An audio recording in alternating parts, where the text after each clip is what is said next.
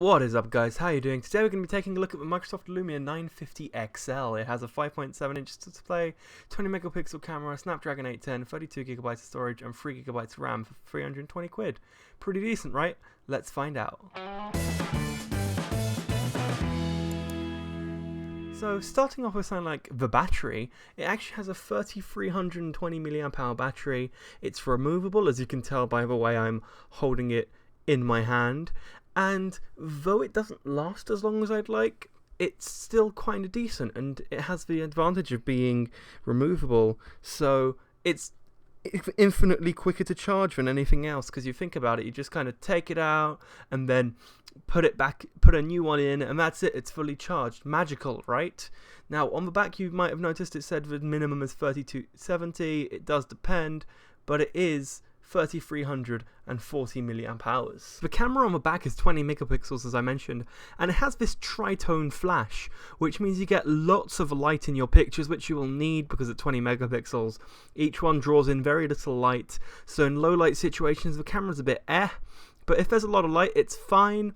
And you will find that the speaker is actually on the back on the rear. You can see it right next to the camera, which isn't great as a listening experience, unfortunately. In terms of I/O, you'll find the headphone jack is on the top, which is personally where I prefer it, but it is centered, meaning if you have an angled headphone connector, it will feel kind of out of place either way. On the sides, you have the volume up, power, and volume down buttons, which have all been kind of clustered together, and it feels too compact for my liking. And then separated there's the camera button, the dedicated camera shutter, which I have really loved and has really meant that I take more photos, and because they're so much quicker to get to. On the other hand, looking at the bottom, you'll find the USB Type-C connector, which is great, and being reversible is always a big plus. Now, the biggest downside for most people for this phone might be the fact that it uses Windows Phone 10.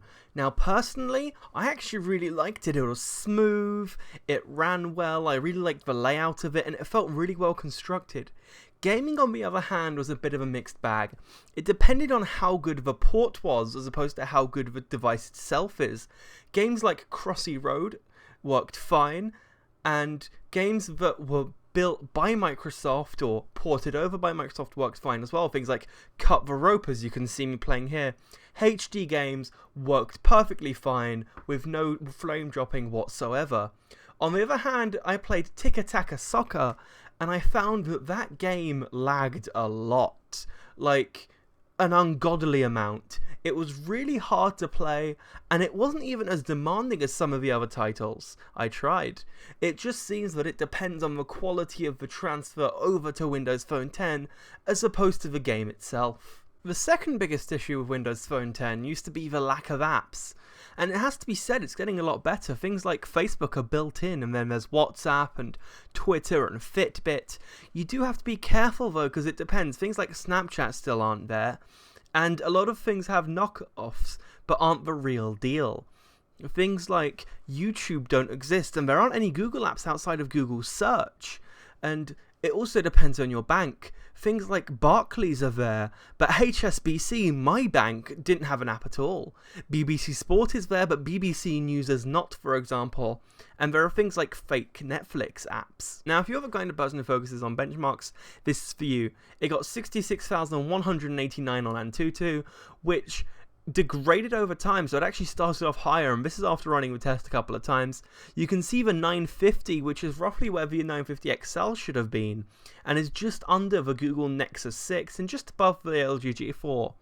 This thing really thermal throttled though, and after a couple of runnings, it started off in the 6000s and it slowly went down, probably because of a 1440p display, and the Snapdragon just doesn't really cool very well, it seems. The phone got noticeably hot to the touch multiple times. One thing I really fell in love with though was the keyboard, as well as swipe, which is always nice.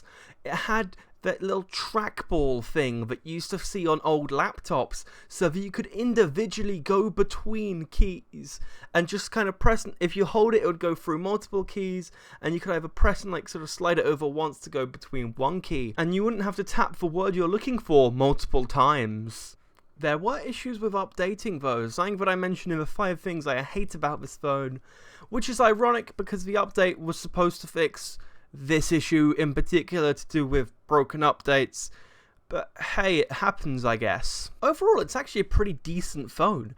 It works great as a workhorse kind of phone, something to sort of that is exclusively for work, and you don't need all the social medias, and it's got quite a few games on it and Skype for Business, and it's great for that fundamental thing, which is exaggerated by Continuum and the fact that it also has full applications from Windows 10.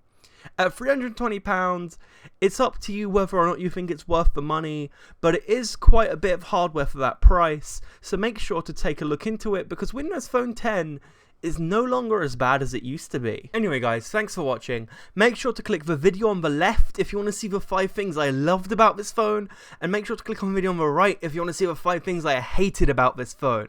Thanks again to Microsoft for sending this out to me to review. Make sure to hit subscribe if you want to see more videos like this one, and make sure to like it if you liked the video. If you didn't, I'm not sure why you watched all the way through to the end, but thanks for doing so anyway. I will see you guys next time.